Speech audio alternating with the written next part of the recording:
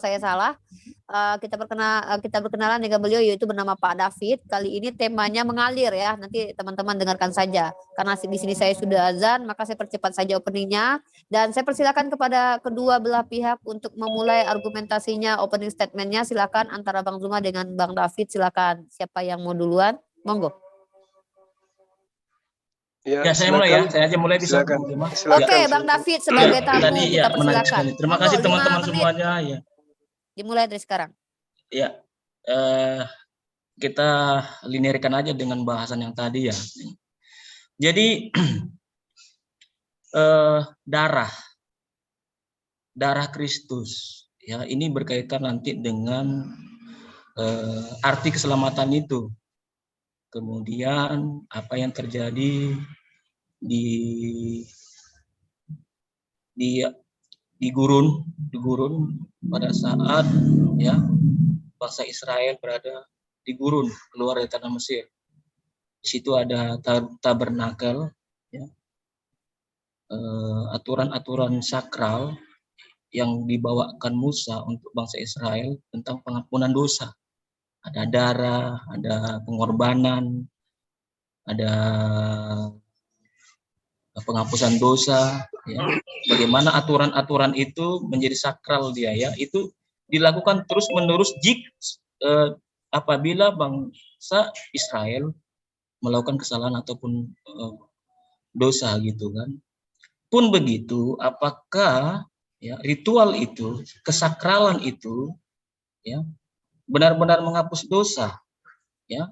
Alkitab mencatat tidak ada seorang pun ya yang tidak berbuat dosa, dan tidak ada ya yang benar-benar mengklaim, menjamin bahwa dia itu benar-benar terhapus dosanya secara jaminan.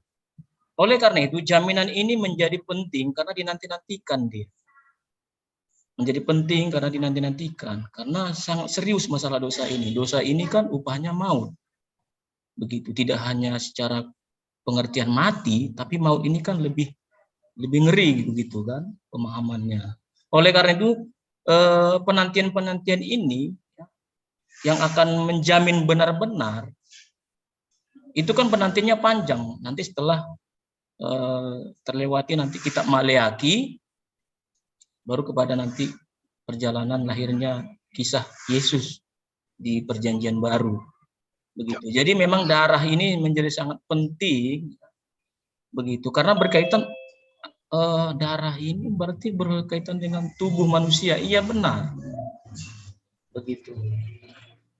Jadi ini menjadi suatu linearitas yang tidak bisa berdiri sendiri dia, tidak bisa berdiri sendiri dia. Jadi dia menjadi satu kesatuan utuh yang memang ini akan menjamin ya manusia itu akan diselamatkan begitu. Karena keselamatan ini menjadi penting. Konsep keselamatan ini menjadi penting begitu. Pertanyaan menjadi apa juga, apakah tadi di tabernakel itu atau di padang gurun itu tidak menghapus dosa, tidak menyelamatkan manusia, tidak. Itu hanya bayangan begitu. Makanya ini menjadi satu kesatuan yang tidak boleh berpisah atau berdiri sendiri ya. Itu nanti kepada Yesus dia nanti bahwa Yesus itulah satu-satunya ya yang menyelamatkan. Tidak hanya menyelamatkan, dia juga satu-satunya yang menyediakan tempat bagi orang percaya ya, itu tempat surgawi begitu. Jadi janji keselamatan ini digenapi di dalam dia. Digenapi di dalam dia. Oke. Yang menjadi menarik tadi begini, bahwa ini kan darah ini kan tertumpah ya untuk umatnya dan untuk setiap orang percaya.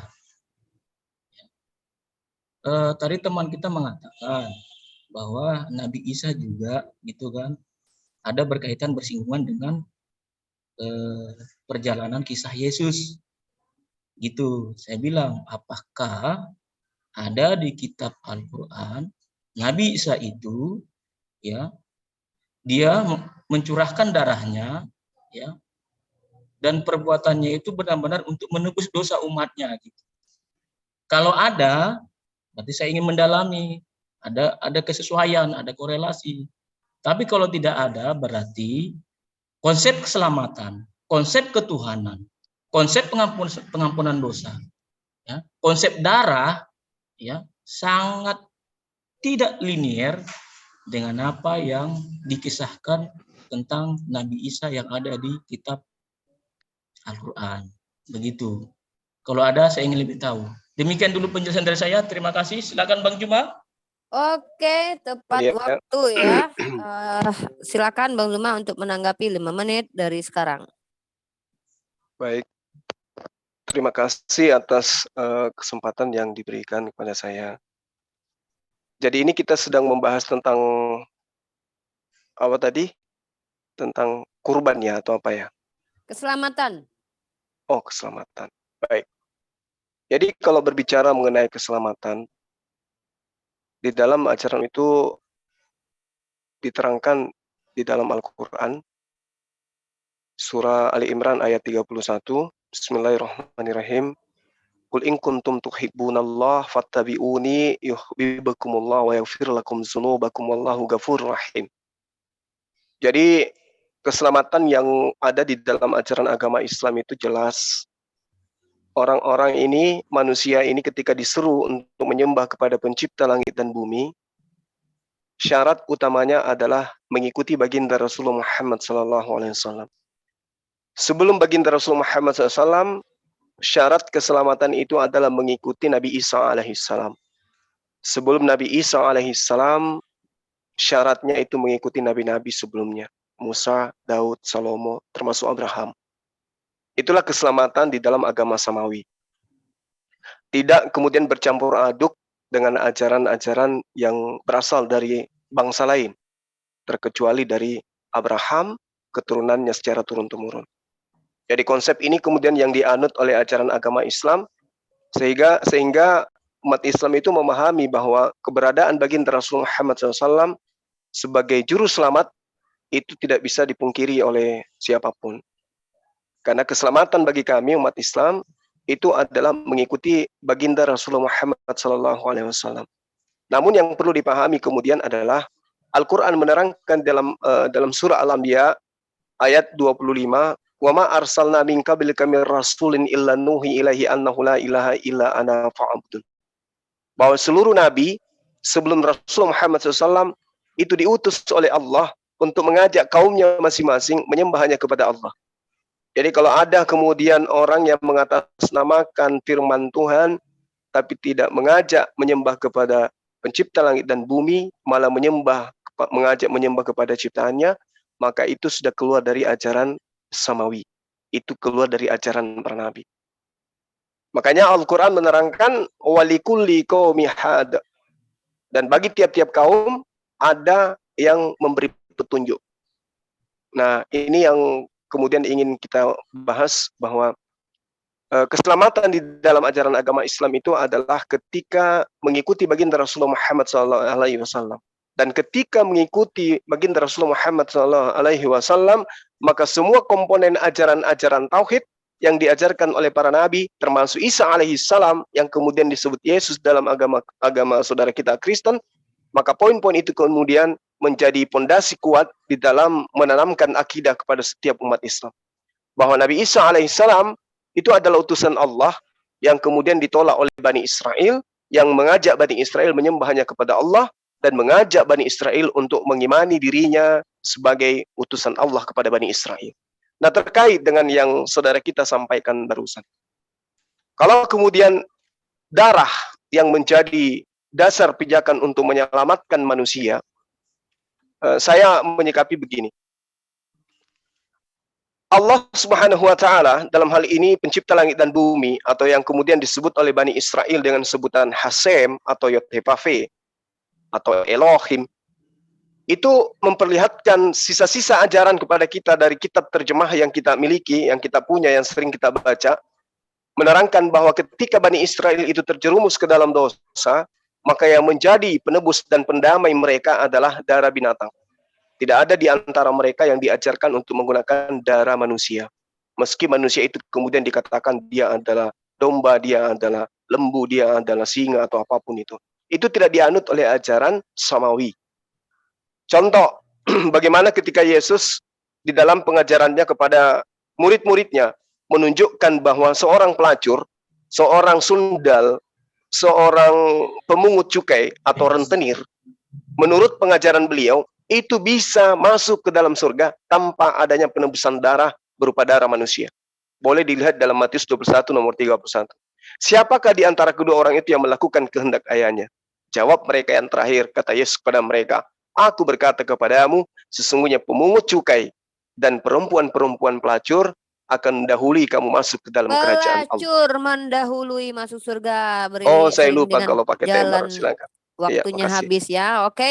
Sebelum saya lanjutkan ke sesi selanjutnya saling menanggapi atau saling bertanya, saya ingin iklankan dulu ya buat teman-teman ikhwani fisabilillah yang ingin berkontribusi untuk penyelenggaraan insyaallah wacana kita ada debat akbar terbuka ya. Debat ZTWR Zulkifli Triyun Wafi Rifa insyaallah yang akan diadakan di Makassar. Bagi teman-teman yang ingin berkontribusi baik di channel Zulkifli M Abbas, Triyun Slayer ataupun Rifa MOW atau Neja Media Channel, silakan salurkan ke rekening MMCI dengan kode-kode yang sudah dituliskan di di YouTube saya ya, silakan dibaca. Kemudian silakan nanti juga bisa dilaporkan kirimannya ke nomor WhatsApp yang sudah tercantum ya. Kalau nomor saya ada ya paling atas, pojok paling atas bukan pojok, paling atas itu nomor WhatsApp yang bisa dikonfirmasi. Kemudian buat teman-teman insya Allah ini akan diadakan bulan Desember di mana insya Allah kita akan mengundang tamu-tamu istimewa ya. Dan saya berdoa dan saya juga minta support teman-teman semua semoga ini terlaksana insya Allah. Benar ya Bang Zuma ya? Konfirmasi Bang Zuma? Insya Allah.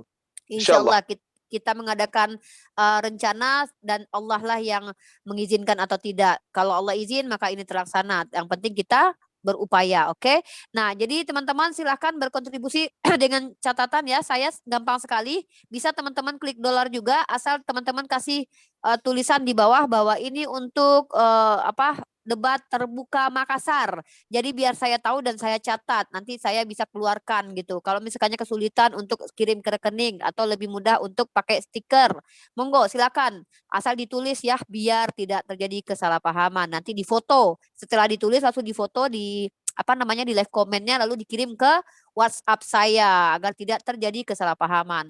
Oke, itu saja mungkin iklannya dan ini di sini Klaten kebetulan sudah azan maghrib ya dan silahkan Bang David untuk menanggapi dan saya akan langsung lemparkan saja nanti ke Bang Zuma karena saya harus sholat maghrib dulu. Silakan Bang David untuk memulai sesi kedua yaitu saling menanggapi lagi tadi opening statement dan nanti langsung disambut saja oleh Bang Zuma karena saya pamit izin sholat maghrib dulu. Silakan, terima kasih.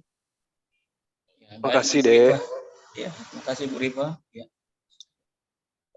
Keselamatan, silakan, Bang. Ya, keselamatan yang disampaikan ya, oleh para nabi di kitab Perjanjian Lama itu, ya, sudah saya katakan tadi, itu adalah bayangan, indikasi, ya, petunjuk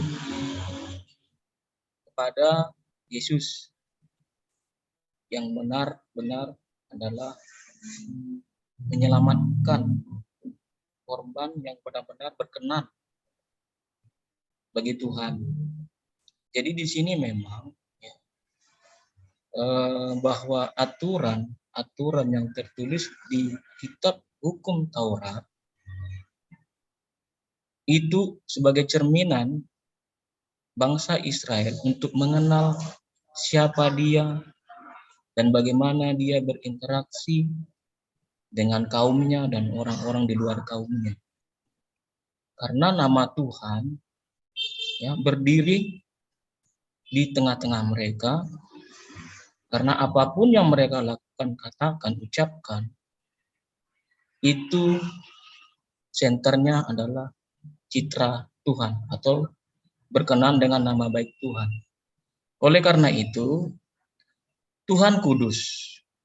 Karena dia kudus, dia memberikan hukum Taurat untuk menguduskan bangsa itu, ya, supaya bangsa itu ya, memperlihatkan kepada orang-orang di luar kaum mereka bahwa mereka menyembah Tuhan yang kudus karena mereka menyimpan atau hukum yang ada pada mereka itu adalah kudus bagi mereka. Karena itu sangat super ya, sangat begitu hebatnya itu hukum itu. Tapi apakah itu benar-benar menyelamatkan atau benar-benar menghapus dosa?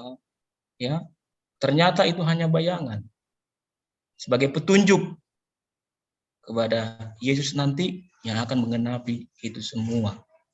Dan kalau begitu,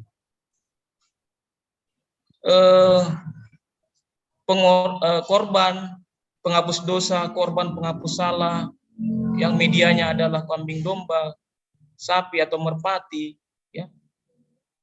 Ini kan ketika di zamannya Abraham, ini sudah ada gitu bahwa Ishak akan dikorbankannya, begitu. Jadi ini kan seperti agama, kepercayaan yang harus diimanin, begitu kan. Jadi ya tanpa pencurahan darah gitu,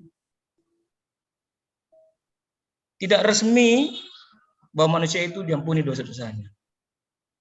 Dan karena ajaran ini ya diturunkan menjadi tradisi ya, bagi bangsa Israel, ya itu menjadi agama nanti bagi mereka, sehingga agama ya, yang mereka yakini yang dari bapak mereka Abraham itu akan diturunkan turun menurun begitu. Tapi hanya untuk menjaga kekudusan, kesakralan bangsa itu, karena mereka membawa citra nama baik Tuhan, yang Tuhan itu adalah kudus, tetapi bukan menyelamatkan. Dan agama ini, agama yang mereka yakini pada saat itu kan dikatakan religi ya, yang dipercayai ya. Bapak Abraham, bapak orang beriman, bapak orang percaya. Ya. Dan ini ya akan terus pada zaman Yesus. Dialah itu yang disembelih itu dalam kaitan kiasan. Topologinya begitu. Jadi memang linierlah ini. Sesuai, valid, cocok, bukan cocok-cocokin, enggak. Cocok sesuai dia. Memang darah itulah harus tercurah, pembuktian manusia itu dihapus dosa-dosanya. Dan itu bukan karena Tuhan itu atau Yesus berdosa atau dari dia jadi terkutuk, bukan. Itu inisiatif Tuhan sendiri ya, melalui tubuh Yesus digenapilah apa yang dituliskan tentang dia, mulai dari Kemah Suci Tabernakel sampai kepada kitab perjanjian baru. Demikian, silakan. Oke, baik. Terima kasih Saudara David atas paparan saudara ya. Saya menghargai karena itu adalah pola yang kemudian dibangun oleh ajaran gereja awal mula terhadap konsep keselamatan. Nah, yang kita lihat saat sekarang ini adalah ketika Al-Quran itu menjelaskan keselamatan itu adalah atiullah wa atiur rasul. Keselamatan itu tidak di luar daripada hasil ketaatan kepada Allah dan hasil ketaatan mengimani Rasulullah sebagai utusan Allah. Jadi dalam ajaran Islam itu masih seiramah dengan ajaran para nabi, di mana Yesus juga mengajarkan keselamatan hidup kekal itu adalah mereka mengenal Engkau satu-satunya Allah yang benar dan juga mengenal Aku sebagai utusanmu. Jadi di situ belum ada bahwa keselamatan itu nanti akan diperoleh dengan cara darah manusia dikucurkan atau pembunuhan terhadap manusia yang kemudian manusia ini disebut sebagai anak domba untuk kemudian menebus dosa manusia. Nah, di dalam pengajaran Al-Quran, keselamatan itu diperoleh hanya dengan mentaati perintah Tuhan. Itu seirama dengan apa yang diterangkan oleh kitabnya Bani Israel. Jika engkau baik-baik mendengarkan suara Tuhan dan melakukan dengan setia segala perintah Tuhan yang kusampaikan kepadamu pada hari ini, kata Nabi Musa di dalam Ulangan 28 nomor 1, maka Tuhan ilahmu akan mengangkat engkau di atas segala bangsa di atas muka bumi ini. Lalu kemudian Ulangan 11 nomor 1 juga diterangkan. Haruslah engkau mengasihi. Jadi ini adalah sebuah kewajiban yang tidak ditawar-tawar. Harus artinya wajib. Haruslah engkau mengasihi Tuhan ilahmu dan melakukan dengan setia kewajibanmu terhadap Dia dengan senantiasa berpegang pada segala ketetapannya, peraturannya, dan perintahnya. Jadi malam ini kita berdialog tentang keselamatan berdasar terhadap agama samawi. Jadi kita tidak mengada-ngada, tidak menjagokan iman kita karena kita mengimani iman tersebut, tetapi kita berdasarkan data yang ada. Nah, lalu kemudian di dalam pengabaran kitab-kitab terdahulu juga diterangkan itu di Yehezkiel 18 nomor 9. Hidup menurut ketetapanku dan tetap mengikuti peraturanku dengan berlaku setia. Dialah orang yang benar dan dia akan memperoleh hidup. Demikianlah firman Tuhan. Jadi yang diterangkan oleh Al-Quran kemudian, keselamatan itu adalah dilihat dari tingkat ketakwaan, tingkat ketaatan. Bagaimana seorang itu menjadi muslim, berserah diri terhadap aturan mainnya Tuhan, bukan berserah diri terhadap maunya oknum lain, di luar daripada Tuhan.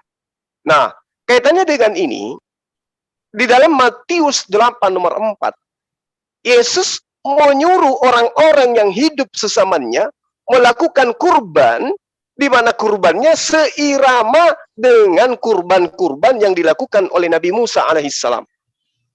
Kurban apa yang dilakukan oleh Nabi Musa dan kaumnya? Ternyata hewan. Sementara Yesus menyeru agar manusia yang ada di zamannya pun melakukan kurban yang sama seperti kurbannya Musa.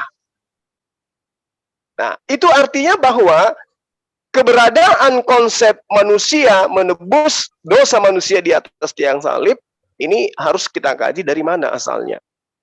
Ya, di dalam Matius 8 nomor 4, sebab sebelum anak itu tahu memanggil bapak ibu maka saya apa? Matius 8 nomor 4, ya, saya lupa dalilnya.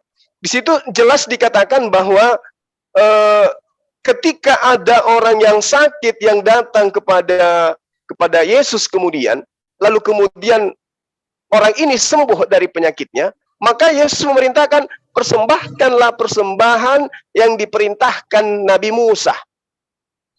Artinya Yesus mengajarkan kaumnya untuk berkurban dengan menggunakan hewan. Tidak ada satupun data Yesus mengajak dan mengimani untuk kemudian menjadikan dia mati di atas tiang salib untuk menebus dosa-dosa yang diimani oleh teman-teman Kristen hari ini.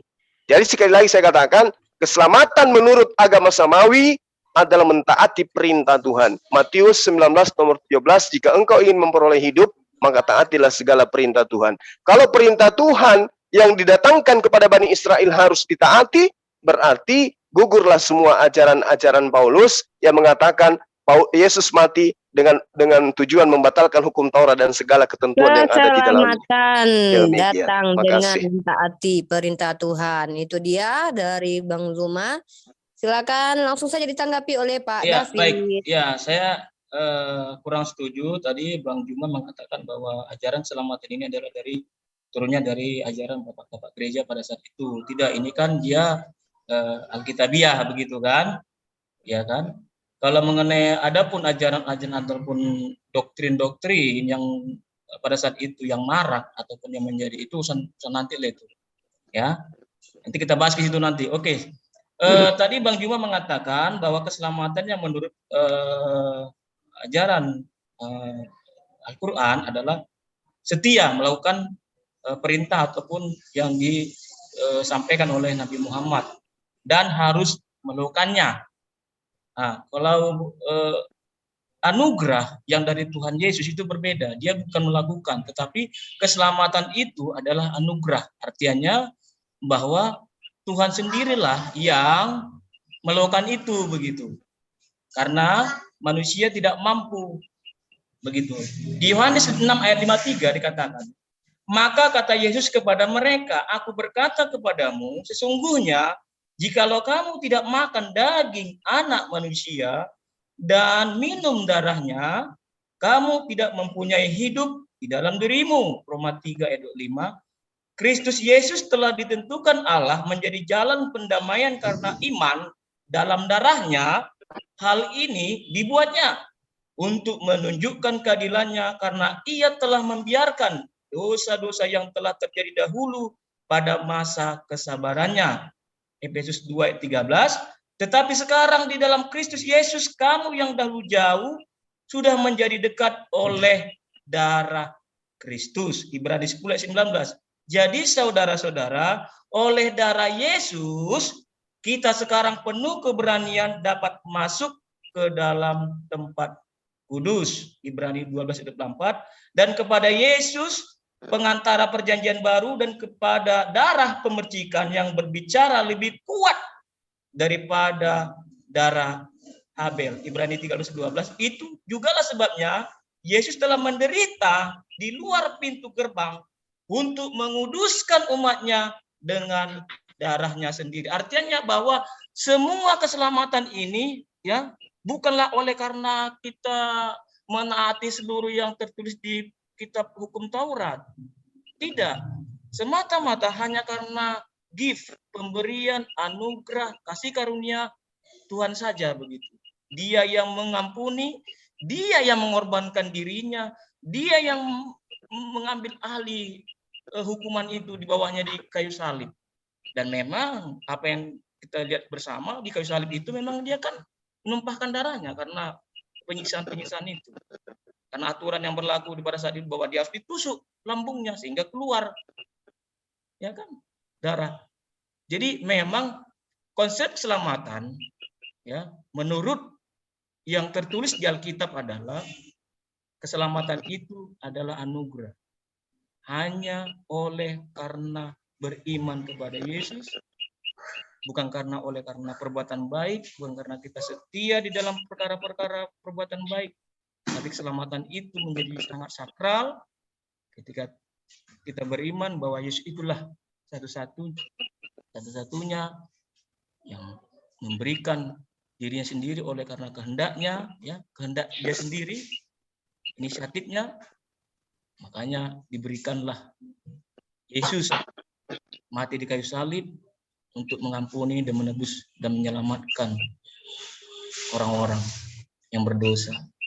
Terkait iman, apakah pada saat Yesus di kayu salib itu sudah menghapus dosa semua umat? Semua umat, tidak terkecuali, tidak terkecuali. Dan sebelum ketika pada zaman-zamannya Adam termasuk semua dari Alfa dan Omega itu termasuk. Cuman menjadi pertanyaannya, bagaimana kalau bagi mereka yang tidak percaya? Tuhan lagi-lagi adalah sangat menghormati free will, kehendak bebas. Manusia berbebas untuk menentukan arah hidupnya, imannya, keselamatannya. Tapi apakah setiap orang itu sudah diampuni dosa-dosanya? Sudah selesai. Tidak ada lagi bicara dosa. Yang adalah bicara apakah menerima, percaya atau tidak, itu sekarang yang menjadi masalahnya.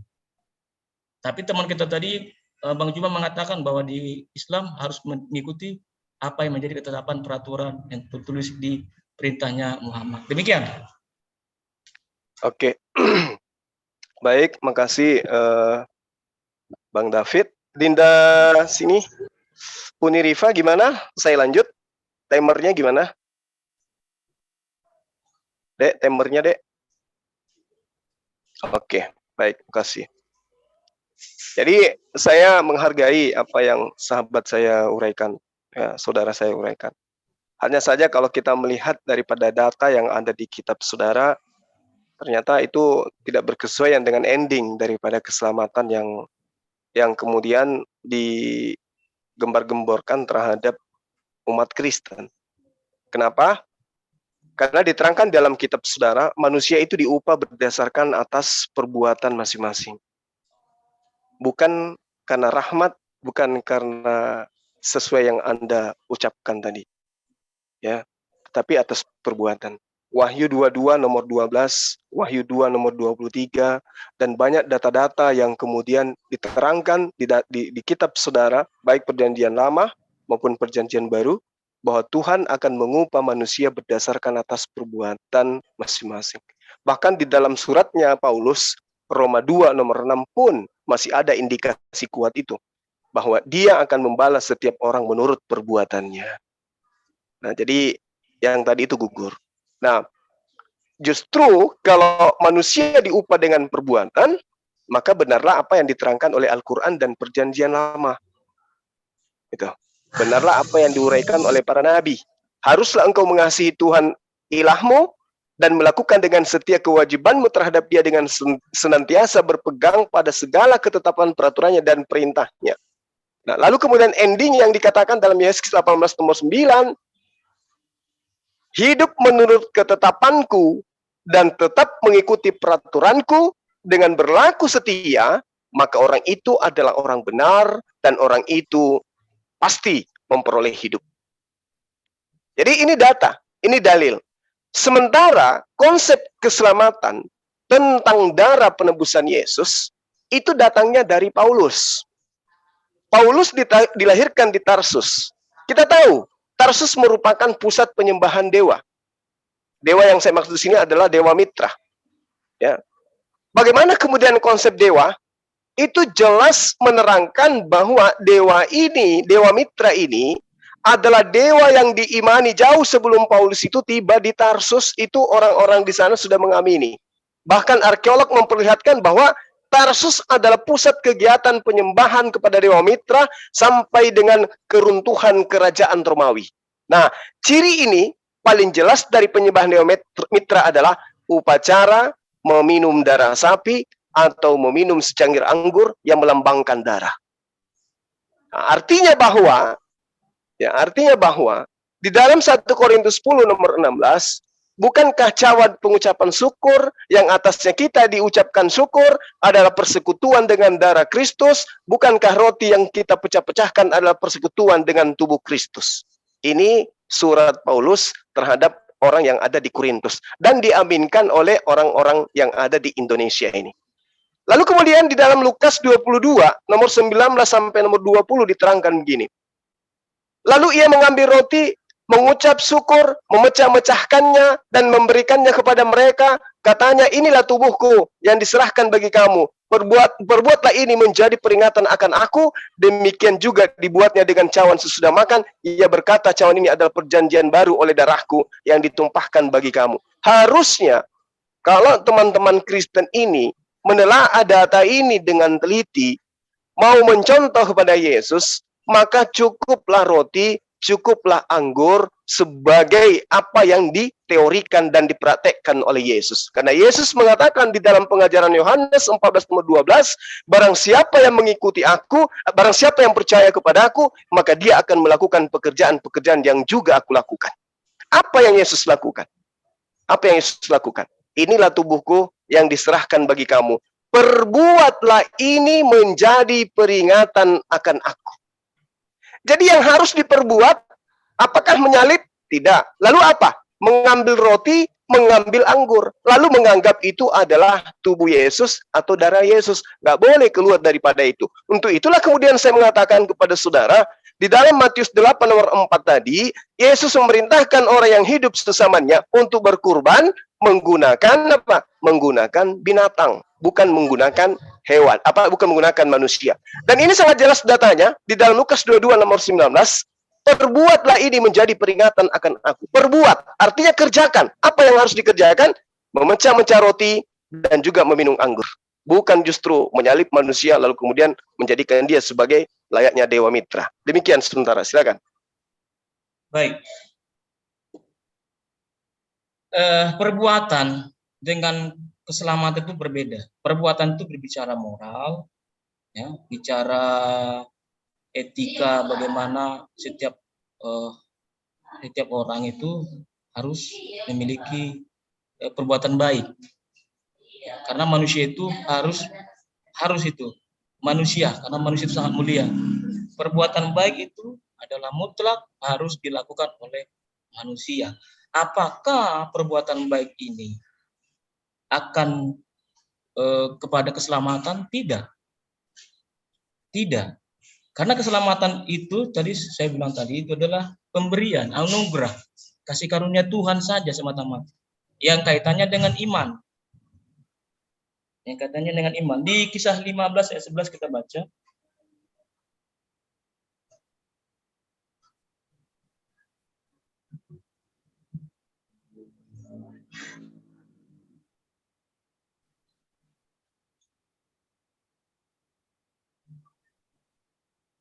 Ya, silakan.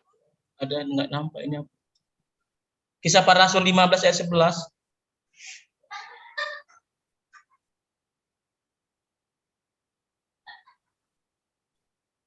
Gimana? Ya, Bang. Kursor saya antar. Ada yang bisa? Kisah Para Kisah Rasul? 15 ya. Ini kursor saya lagi apa? Kisah Para Rasul 15 ayat 11. Ayat 11 ya, mohon dibaca. Oke, Kisah Para Rasul, bentar ya. Ayat pasal 15. 11. 15 ayat 11. Oke, saya bacakan. Sebaliknya kita percaya bahwa oleh kasih karunia Tuhan Yesus Kristus kita akan beroleh keselamatan sama seperti mereka juga. Silakan, Pak. Iya. Iya. Jadi keselamatan ini sangat berbeda dengan perbuatan baik atau moral ataupun perbuatan-perbuatan yang adat atau budaya atau apapun itu yang menjaga ya wibawa ataupun manusia itu sendiri gitu kan. Kehidupannya gitu. Tapi keselamatan berbeda. Itu anugerah gitu. Boleh saja manusia itu mengatakan perbuatan baik itu ini, tapi apakah itu menjamin keselamatan? Tidak. Keselamatan itu hanya kepada Yesus saja oleh pemberian atau anugerah begitu. Jadi kalau Bang Juma tadi mengatakan bahwa itu ada kaitannya dengan ajaran-ajaran yang terdahulu dulu ya. Itu saya rasa itu berkaitan dengan moral, itu perbuatan-perbuatan baik, moral. Memang setiap orang bertanggung jawab terhadap perbuatannya sendiri-sendiri, tapi kan kaitannya dengan moral. Itu sah-sah saja. Tapi untuk memahami tentang keselamatan, ya satu keselamatan yang ditawarkan Yesus kepada setiap orang, tidak ada ini, ya itu gift pemberiannya anugerah, ya itu berlaku untuk semua orang. Tidak ada harus perbuatan baik, gitu. Tetapi apakah itu bertentangan dengan, kalau begitu, kalau kita sudah terima keselamatan itu, suka-suka kita untuk berbuat dosa? Tidak. Karena dia tidak bertentangan dengan perbuatan baik atau moral itu. Tetapi dia menguatkan.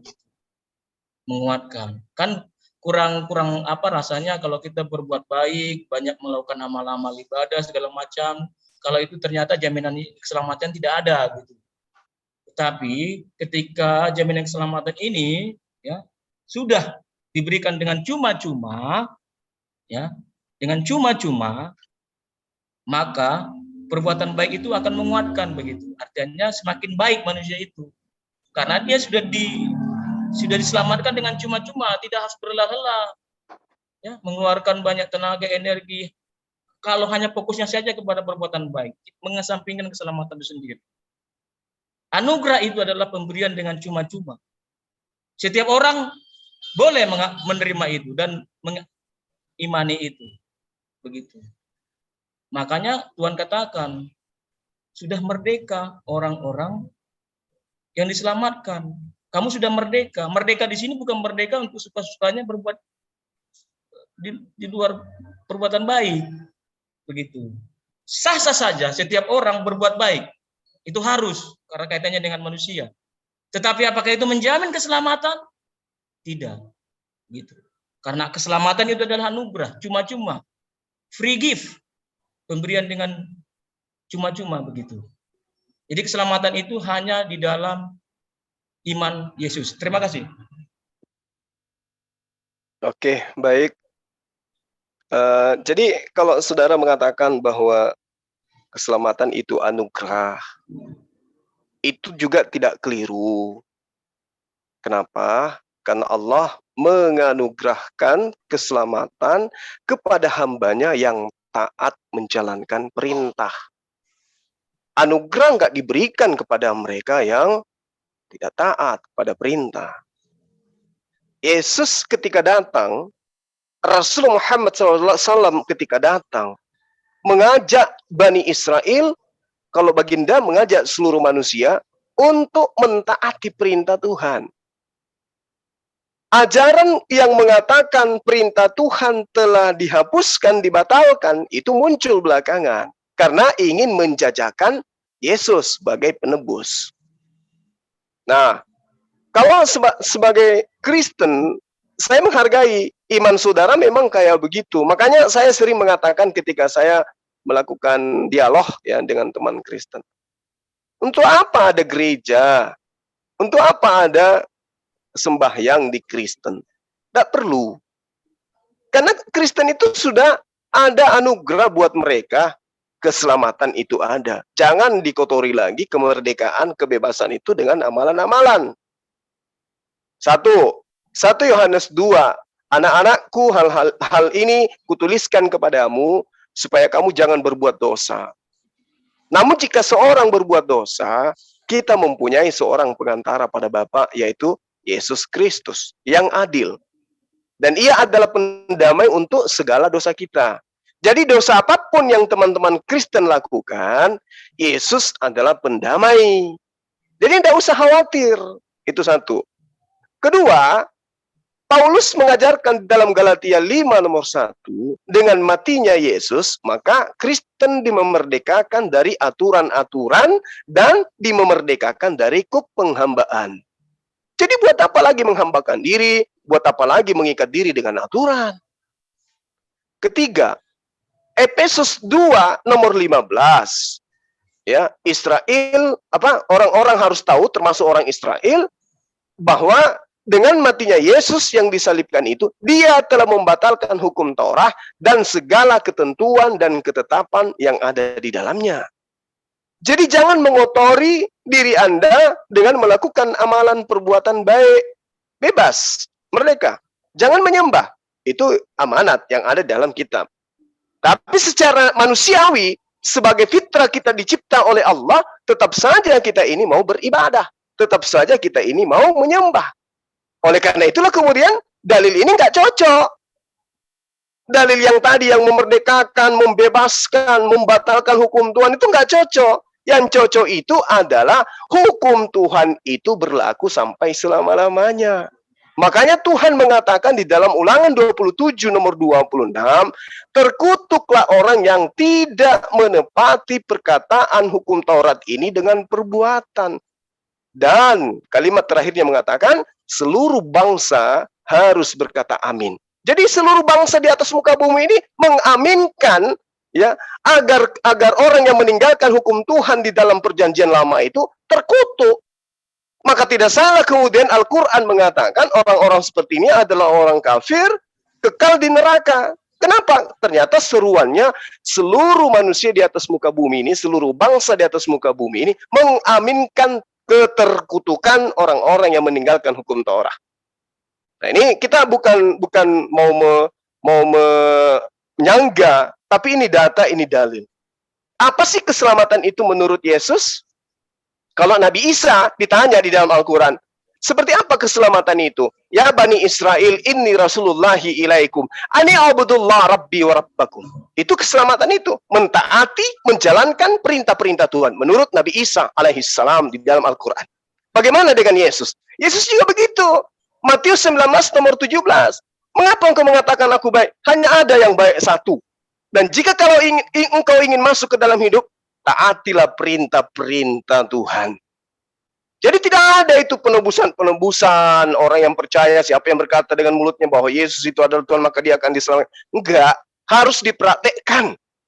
Ya, harus dipraktekkan hukum-hukum itu. Makanya Yesus mengatakan dalam Matius 5 nomor 19, tidak ada surga bagi orang-orang yang menghilangkan hukum Taurat meski yang paling terkecil. Dia akan menempati tempat terendah di kerajaan langit. Apa itu? Neraka. Demikian. Baik, saya pertegas lagi mengenai anugerah. Ya. Yeskiel 29, tetapi aku bertindak oleh karena namaku, supaya itu jangan dinajiskan di hadapan bangsa-bangsa di mana mereka berada. Di hadapan bangsa-bangsa itu, aku menyatakan diri kepada mereka dalam hal, aku membawa mereka keluar dari tanah Mesir. Lagi-lagi inisiatif Tuhan. Yohanes 14 ayat 3, dan apabila Aku telah pergi ke situ dan telah menyediakan tempat bagimu. Aku akan datang kembali dan membawa kamu ke tempatku, supaya di tempat di mana aku berada, kamu pun berada. Yohanes 17:24. Ya Bapa, aku mau, lagi-lagi ya, ini anugerah Tuhan. Aku mau supaya dimanapun aku berada, mereka juga berada bersama-sama dengan aku. Mereka yang telah Engkau berikan kepadaku, agar mereka memandang kemuliaanku yang telah Engkau berikan kepadaku. Sebab Engkau telah mengasihi aku sebelum dunia dijadikan. Artinya tidak bertabrakan dengan perbuatan moral. Tidak, perbuatan baik itu yang berkaitan dengan moral, ya, tentang identitas manusia, budaya manusia, adat istiadat manusia, wibawanya, ya, kemuliaannya, kebesarannya, itu semua baik itu. Memang harus begitu manusia. Tetapi apakah itu menjamin keselamatan dia mendapatkan anugerah Tuhan? Tidak. Karena bicara keselamatan ini bicara bagaimana kita akan dilayakkan dengan Tuhan bersama-sama dengan Dia. Begitu. Jadi janji keselamatan inilah yang Tuhan mau anugerahkan kepada setiap orang, ya, dengan tidak mengesampingkan perbuatan moralnya, perbuatan baiknya. Perbuatan baik itu wajib dan harus hukumnya itu, selama manusia masih hidup di dunia ini. Tapi apakah perbuatan baiknya itu, moralnya itu begitu baik, begitu indahnya, begitu mulianya, akan melayakkan dia bersama-sama dengan Tuhan? Tidak. Ini adalah anugerah yang luar biasa yang Tuhan berikan dengan cuma-cuma, ya, supaya setiap orang itu, ya, bahagia. Oh, ada akhir hidupnya itu yang benar-benar dia itu, ini rupanya yang ku cari-cari itu. Ini yang ku dambakan itu. Ternyata aku hidup di dunia ini, ya, ada lebih karena apa akhir manusia setelah dia mati nggak tahu bagaimana. Tergantung masing-masing iman seperti apa dia memaknai surga, kan. Tetapi dalam konteks Yesus jelas dikatakan yang sudah saya bacakan tadi. Inisiatif lagi-lagi inisiatif Tuhan. Dia itu bukan karena perbuatan baik. Nggak ada dikatakan karena mereka sudah baik Tuhan. Karena mereka sudah ini konteks doa tadi ya. Sudah melakukan hukum Taurat. Tidak. Kasihku melebihi dari semuanya. Oleh karena itu Tuhan, mari. Supaya tempat di mana aku berada mereka juga ada di situ. Begitu, artinya cuma-cuma gitu, tidak ada. Apakah itu jadi mengizinkan orang lain untuk melakukan perbuatan salah dosa, ujung-ujungnya juga nanti dikasih karunia? Tidak. Benar kata Bang Juma, setiap orang harus mempertanggungjawabkan perbuatannya sendiri-sendiri di hadapan Tuhan, benar. Tapi konteksnya itu adalah konteks dalam konteks moral. Bagaimana manusia berhidup, bersosial. Begitu. Apakah janji keselamatan di mana setelah kematian? Tidak. Itu haknya Tuhan. Inisiatifnya Tuhan, pemberian Tuhan, gift, anugerah yang diberikan kepada setiap orang. Tidak ada syarat, tidak ada syarat dan ketentuan. Tidak ada syarat dan ketentuan tentang keselamatan ini, begitu.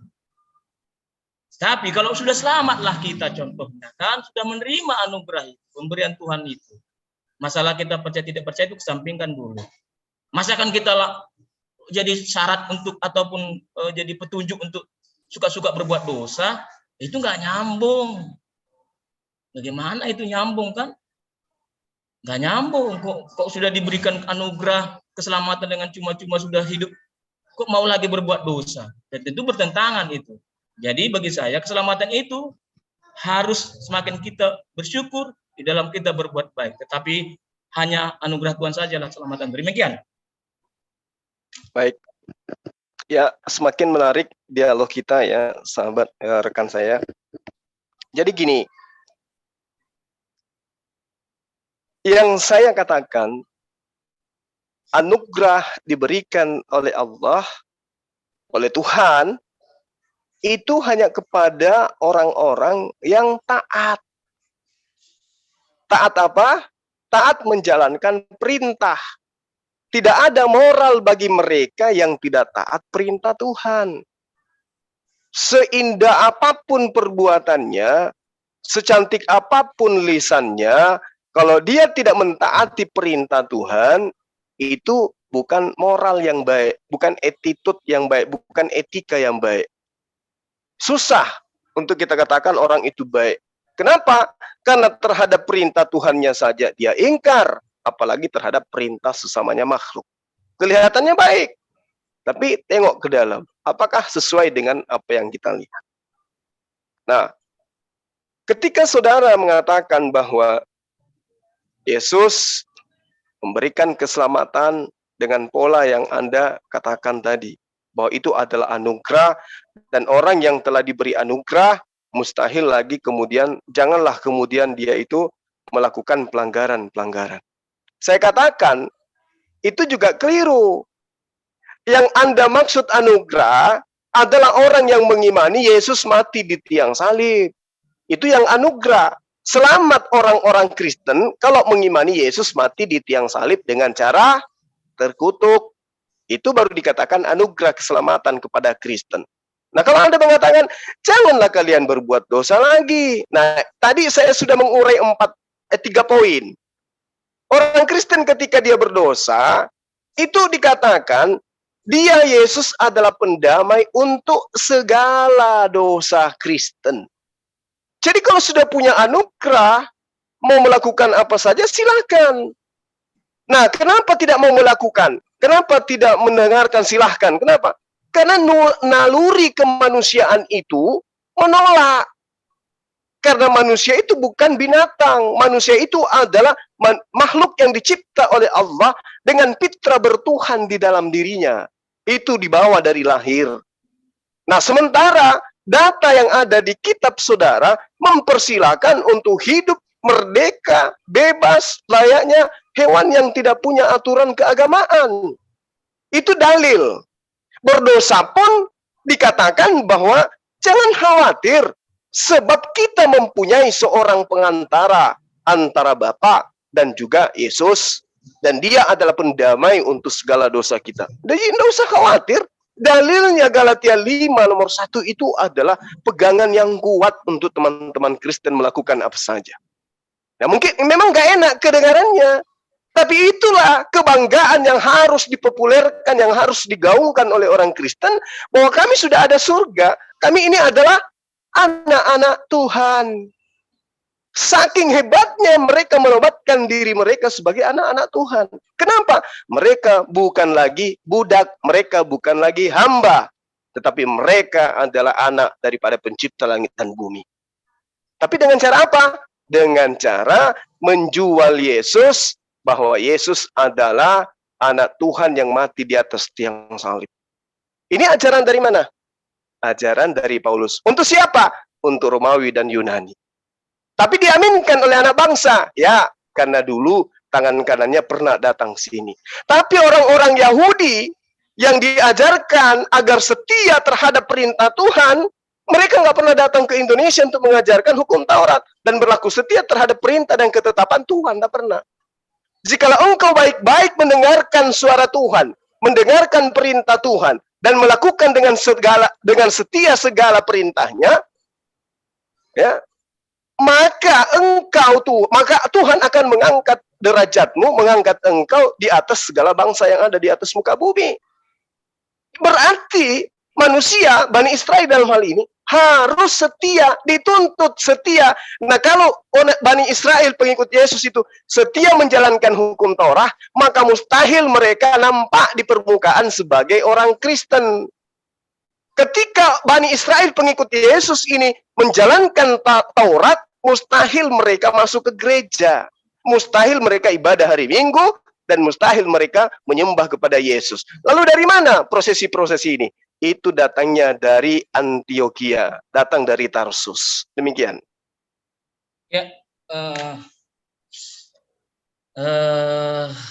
lebih menarik ya. Saya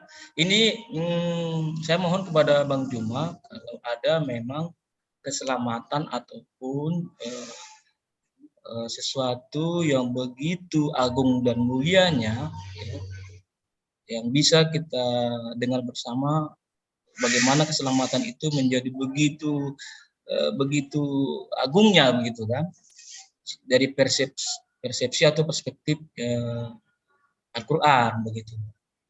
Jadi itu lebih enak begitu kan. Jadi ada yang bisa dibandingkan begitu.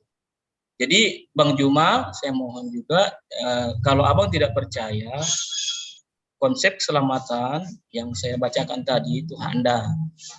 Tapi kita kan ingin mau bagaimana keselamatan ini gimana sih menurut apa? Tadi saya ungkap keselamatan itu anugerah ya sudah saya bacakan begitu. Jadi adalah baiknya bijak kalau Bang Juma itu memberikan dalilnya yang seperti tertulis di Al-Quran begitu. Oke, jadi karena memang ini keselamatan ini kan setiap orang boleh mengimani itu yang saya sampaikan dengan ayat tadi begitu. Nggak diimani juga nggak apa-apa begitu, nggak dipercaya juga nggak apa-apa. Dianggap itu juga nggak penting kali, itu nggak berguna sama saya karena itu tidak cocok, itu nggak apa-apa, terserah ya. Tapi dalam konteks kita berdialog, berdebat pada saat ini, saya mohon juga adalah baiknya bila Bang Juma itu memberikan dalil juga konsep keselamatan menurut versi Alkitab. Oke, saya teruskan. Di Yohanes 17 ayat 17 dikatakan lagi-lagi tentang keselamatannya. Kuduskanlah mereka dalam kebenaran, firman-Mu adalah kebenaran. Ya, lagi-lagi Tuhan yang melakukan pengudusan ini. Sama seperti Engkau telah mengutus aku ke dalam dunia, demikian pula aku telah mengutus mereka ke dalam dunia. 19. Dan aku menguduskan diriku. Ini dia. Ini lagi-lagi tidak ada apapun di sini yang boleh dikaitkan. Langsung Yesus sendiri menyampaikan, dan aku menguduskan diriku bagi mereka supaya mereka pun dikuduskan dalam kebenaran, bukan karena perbuatan hukum Taurat. Dan bukan untuk mereka ini saja aku berdoa. Maka saya katakan tadi, terbuka untuk setiap orang. Tetapi juga untuk orang-orang yang percaya kepadaku oleh pemberitaan mereka, supaya mereka semua menjadi satu. Sama seperti Engkau ya Bapa di dalam aku dan aku di dalam Engkau, agar mereka juga di dalam kita, supaya dunia percaya bahwa Engkaulah yang telah mengutus aku. Ya, tidak ada di sini yang perlu diapakan, mau dipaksa, enggak ada. Supaya mereka ya juga kita ya bersama-sama. Aku telah memberikan kepada mereka kemuliaan yang Kau berikan kepadaku, supaya mereka menjadi satu sama seperti kita adalah satu. Aku di dalam mereka dan Engkau di dalam aku, supaya mereka sempurna. Ini dia. Kata sempurna di sini, inilah yang menjadi titik klimaks arti keselamatan itu. Supaya mereka sempurna menjadi satu, agar dunia tahu bahwa Engkau yang telah mengutus aku dan bahwa Engkau mengasihi mereka sama seperti Engkau mengasihi aku. Lagi-lagi anugerah, kasih karunia.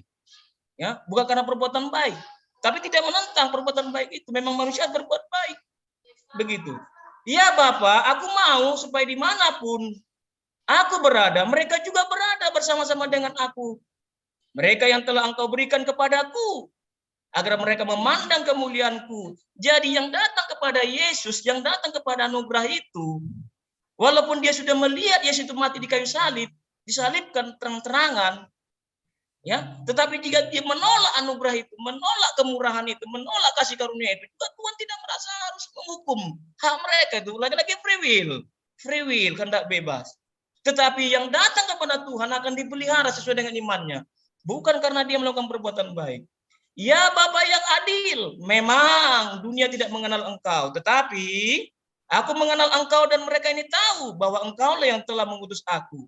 Dan aku telah memberitahukan namamu kepada mereka, dan aku akan memberitahukannya supaya kasih yang Engkau berikan kepadaku ada di dalam mereka dan aku di dalam mereka. Terima kasih. Terima kasih. Bang Juma.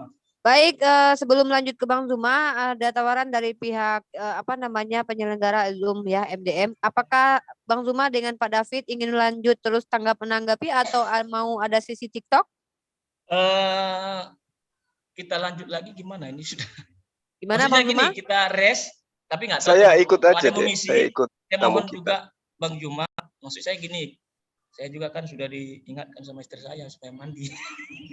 Oke, Iya, kira-kira iya, berapa iya, menit lagi betul, mungkin udah malam. Bang? Maksudnya kalau mau Bang lanjut David? kita nanti lanjut ke jam berapa gitu Bang. Oh, Yang lainnya silakan oke, lanjut gitu. oke. Kalau Bang Enggak, Juma ini berkenan, kira-kira silakan. Bang David punya berapa menit lagi waktunya? Atau kita selesai atau bagaimana?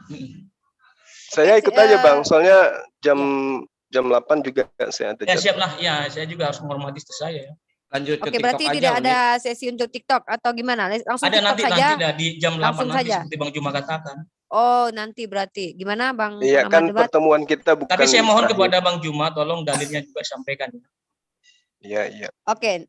Baik, berarti ini langsung closing statement. Nanti teman-teman ya, hari ini tidak ada sesi TikTok karena beliau Ya nanti Bang jam David 8 ataupun Bang malam Zuma nanti ya.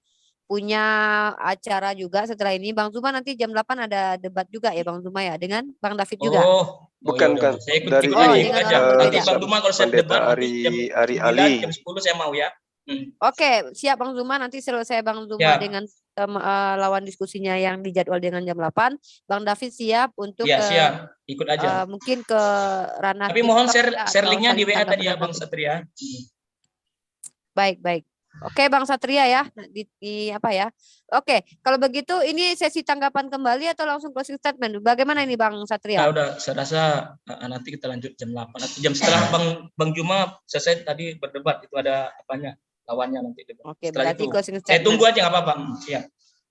Ya. Oke, ada Bang- Pak Jordan juga itu bisa di ini sama Pak Jordan. Pak Jordan dilanjut tuh. Bagaimana Bang Zuma? Bang Zuma soalnya jam 8 nanti acara debat juga ini. Oh iya, gimana Bang Juma, masih ada waktu? Kalau memang mau ditutup, Bang, nggak apa-apa, tutup aja. Nanti kita kan terakhir besok, lusa dan seterusnya kita akan selalu berdialog gitu. Ya, Pak Pipo sebentar dong, jangan dulu dulu Pak Pipo. Udah gatal nih kayaknya Pak Pipo mau lawan Bang Juma nih. Oke, sebelum closing statement saja. Pak Pipo saya nanti Ya, sebelum closing statement kedua belah pihak, bagaimana mungkin ada tanggapan dari Pak Pipo atau Pak Tobat, mungkin sepatah 5 patah kata mungkin, silakan Pak Pipo. Pak Jordan kali, bukan Pak Tobat. Oh ya, sorry, Pak Jordan atau Pak Pipo, monggo.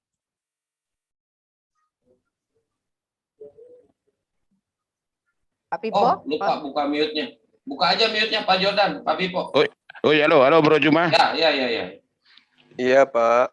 Udah 1 bulan, 2 bulan saya ajak Anda, kan pernah mudah takut yang Anda dilayani, barangkali, enggak? Apa tuh? Mau debat besok dia jam berapa, Bro? Besok pagi juga boleh. Oh, pagi janganlah, saya kerja besok pagi, Bro. Besok malam saya masih ada jadwal. Gimana? Sore. Habis Jumatan. Kalau gini aja, kalau ada waktunya udah kita diskusi. Tapi udah hampir 2 bulan saya ajak Anda nggak pernah bisa ya. Sibuk mungkin Anda. Ngajak lewat apa? Mana, Bang? Telepon, WA atau lewat Cara lisan waktu itu, waktu Anda di Medan, katanya ada yang katakan di Medan. Ya, Oke, diatur sama- saja Tapi sekarang. kan kita Pak nggak Pipo. pernah komunikasi langsung, gimana sih? Abang Dari kali Zoom ngomong sama dari Zoom, tembok enggak, kali. bukan. Dari Zoom kita kan komunikasi Anda sama mimpi itu waktu itu mungkin, jadi sama Bang. siapa? Pipo. Iya, alhamdulillah kalau si Malik gitu. sama si Malik waktu itu Anda. Ya, kita dulu udah sama si Malik Anda. Ini pun saya tadi tapi udah janji mungkin sama Bro David nggak apa-apa lah udah. Ya udah nggak apa-apa. Saya dialog bentar jam 2 jam. Habis itu bisa kok. Nah, waktunya Bisa nggak dulu bentar? kapan waktunya yang ada udah itu aja lah. Oke, saya ikut waktunya Bang Pipo aja. Kapan?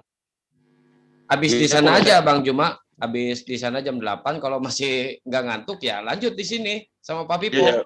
Iya, jam 12 pun nanti saya bisa jam 12. Oh jangan Oh, dong. ya udah. Malaman. Oh ya.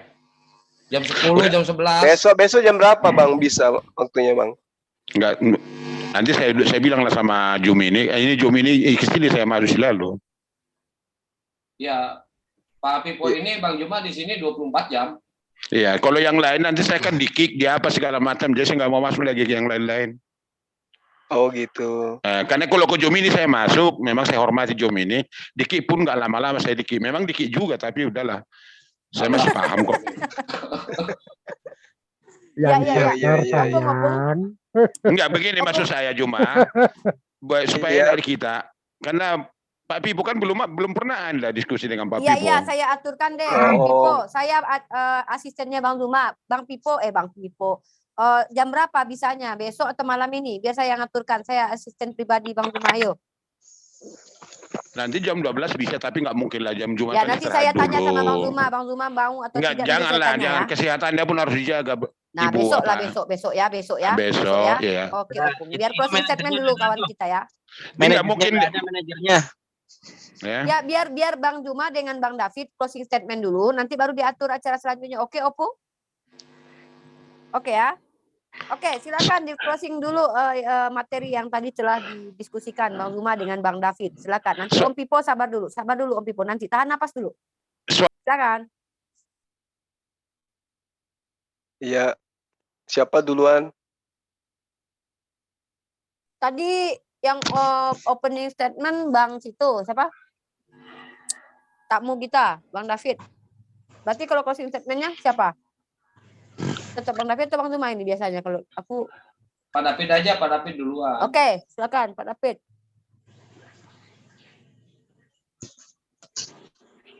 Kayaknya langsung mandi Pak Davidnya. Pak David. Pak David. Monitor. Oke, langsung aja Bang, di closing aja Bang. Baik. Bismillahirrahmanirrahim. Saya pertama minta maaf kepada Bang David ya.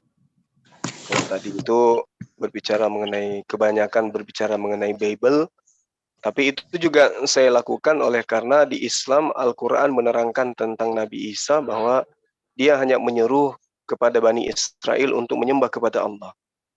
Diterangkan dalam Al-Quran, Bismillahirrahmanirrahim, wa izqala Isa bin Maryam ya Bani Israel inni rasulullahi ilaikum musaddiqan lima baina yaday minat Torah wa mubasysyiran bi rasul ya'ti min ba'di ismuhu Ahmad. Falamma ja'ahum bil bayyinat qalu hadza sihrun mubin. Nah, artinya bahwa cakupan daripada keselamatan di dalam Islam itu adalah melaksanakan perintah Tuhan yang kemudian perintah-perintah ini terkait dengan kemaslahatan umat manusia dalam hubungannya antara manusia dengan Tuhannya, manusia dengan sesama manusia. Dalam koridor pengamalan ajaran Islam keselamatannya itu jelas, yaitu bahwa ketika umat Islam itu menerima bimbingan, yang mana bimbingan ini diperoleh dari baginda Rasulullah Muhammad SAW, yang inti ajarannya adalah Al-Quranul Karim, maka umat Islam itu akan diselamatkan. Wa kadzalika auhayna ilaika ruhan min amrina ma kunta tadri mal kitab walal iman walakin ja'alnahu nuran nahdi bih man nasha'u min ibadina wa inna latahdi ila siratal mustaqim. Jadi jalan lurus di dalam ajaran agama Islam itu adalah ketika menyembah kepada Allah dan tidak menduakan Allah dengan makhluk. Ini poin-poinnya kemudian. Sehingga tadi ketika kita berbicara mengenai keselamatan, saya banyak berbicara tentang hal yang kemudian menyinggung atau membahas tentang konsep keselamatan yang diajarkan oleh Yesus itu sendiri. Kalau saudara David kemudian merasa risih dengan itu, saya minta maaf. Yang pada intinya, Al-Quran mengajarkan kepada kami ending dari segala perbuatan dan amalan yang saudara lakukan hari ini, itu dibahas oleh Al-Quran di 1400 tahun silam, di ayat 159 surah An-Nisa. Bismillahirrahmanirrahim.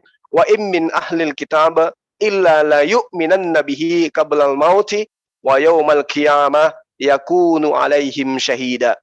Tidak ada seorang pun di antara ahli kitab yang tidak beriman kepada Nabi Isa menjelang kematiannya. Dan pada hari kiamat, Nabi Isa akan menjadi saksi atas mereka.